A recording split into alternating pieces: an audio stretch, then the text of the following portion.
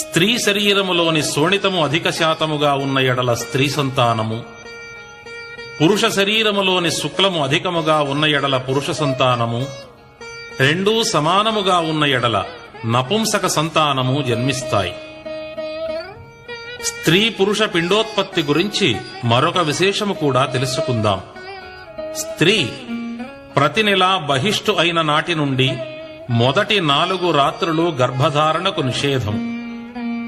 5వ రోజు నుండి 16వ రోజు వరకు మాత్రమే పిండోత్పత్తికి అనుకూలమైన రోజులుగా చెప్పబడినవి. ఈ అనుకూలమైన 12 రోజులలో సరి సంఖ్య గల దినములు అనగా 4, 6, 8, 10, 12, 14, 16. ఈ రోజులలో గర్భధారణ జరిగిన ఎడల పురుష సంతానము లభిస్తుంది. మిగిలిన బేసి సంఖ్య గల రోజులు అనగా